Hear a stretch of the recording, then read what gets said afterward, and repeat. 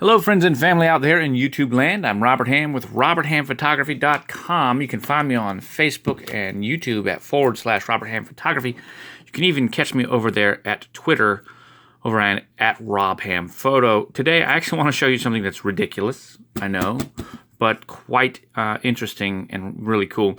This is the Olympus 35 RC. I have the RD right now as well, and I just wanted to show you something. So this actually syncs with X series flash right here, straight through the hot shoe, and I think it does Olympus P or M flash over on the side for the flash sync. I don't know.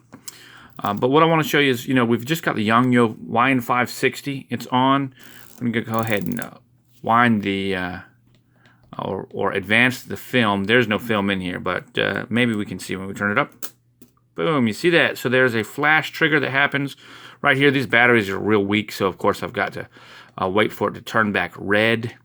And once it does, it'll let me know that we're good to go again. If I attempt to flash, if I attempt to take the picture while this is still green, no good. But once it turns red, of course, that's how it lets us know that the charging has taken place.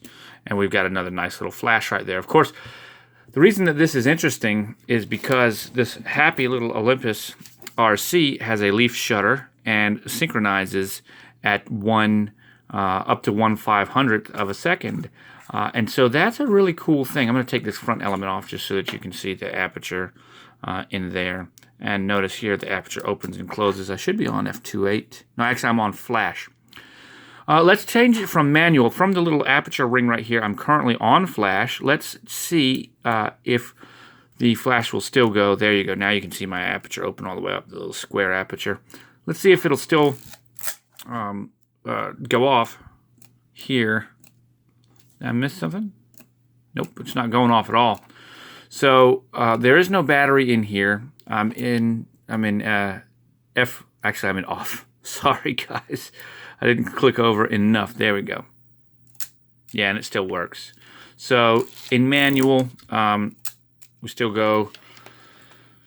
We got to wait for that light to come red. So let's actually talk about the modes real quick. First of all, this is a fully manual camera, manual override. Also, it has a couple of settings right here. So they're important because if you had a battery in it, you could set it to flash, come over here to your aperture reading, set it back to flash, and then you would it would take a meter reading and allow you to know what to use. So it's really when you have it set on flash, it's telling the camera to adjust for flash compensation that'll be coming from the flash based on whatever guide number that you're going to use, which you can set right here. According to the manual, you then go back to your aperture priority, or you go back to whatever flash setting it told you to over here when you were on flash, and then take the picture. The reason that you have to use the flash actual setting right there, from what I understand, is because the camera is going to take into account that you're using a flash and whatever guide number you have set. So if you don't do that and you're shooting on aperture priority, or automatic, your shutter speed, shutter priority automatic, then it doesn't know that you've got a flash. So the whole purpose of metering here for the flash is so that it can be smart enough to understand that you're going to use a flash and what guide number it will be. Then it's going to tell you an F number, and then you can go set the F number and use the flash.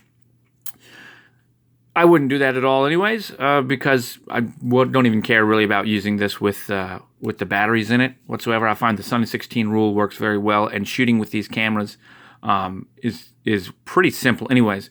So we can just go ahead and set our guide number or our f-stop for whatever we want, and then use the flash however we'd like to use it. Here's the thing though. You have to understand what these exposure values are as exposure values. So the camera was built at an age when EVs were used. So this camera has a range from 8 EV to 22 EV. And so what does that mean? Right? Well, they're exposure values. So at ISO 100 or ASA 100, when this was made, and 8 EV was pretty low, and so you were talking like 1/15th of a second in a dark room using a 2.8 aperture, or something along those lines. And you'd have to understand how that works. So here, this has a guide number of 60, meters, okay, which is way more than what the flash is used to. And that's at full power at ISO 100. So you would have to think about your flash steps instead of 1/128th and 1/64th and 1/32nd. You need to think about those in exposure values. So at a full power pop, okay, at ISO 100 is going to give you a guide number of 60. Well, that's like 180 feet. Actually, it's more like probably 205 feet or 190 feet. Well, that's way more powerful than this little flash was ever even meant to use automatically. So because of that, you can think about what that means. So really, if you're shooting up close in an inside environment, you probably would never want to be on 1/1. You probably want to take it down to 1/16th or 1/32nd, and then you'd be shooting up towards the ceiling in order to have it pop and then reflect. And if you were going to face it straight forward, either your subject wasn't very close to you, or you'd probably come down to 1/64th and diffuse it a little bit because you that directional flash. But anyways, that takes a little bit of experimentation, and you can figure all of that stuff out when you think about what your flash is doing and at what aperture value and shutter speed combination produces what exposure values.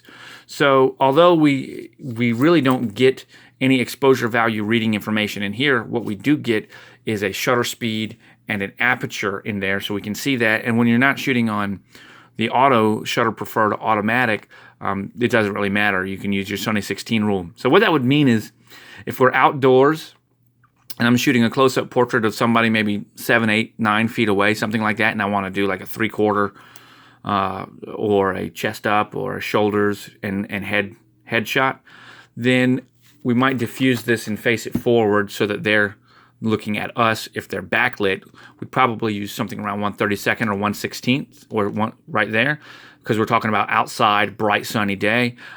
If they were backlit, if they weren't backlit and they were, the sun was off to the side or something, we'd probably back it off to 1/32nd to 1/64th.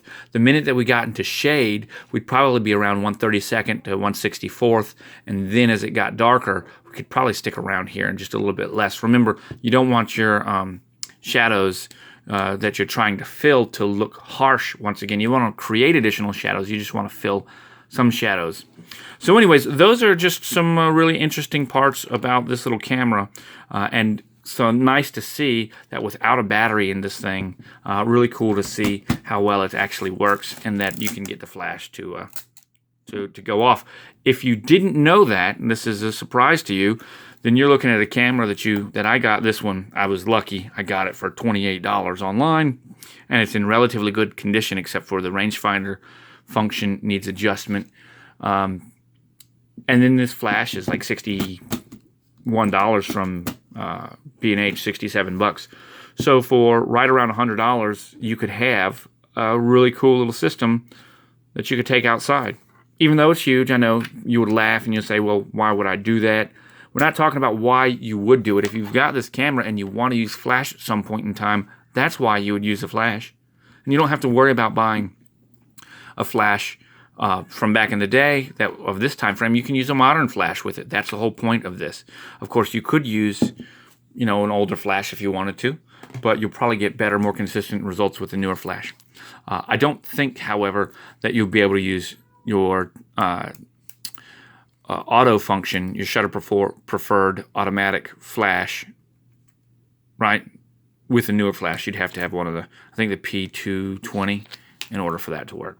Anyways, I'm Robert Hamm with RobertHammPhotography.com. You can catch me over on Twitter at RobHammPhoto. You can find me on both Facebook and YouTube at /Robert Hamm Photography. Thanks for watching.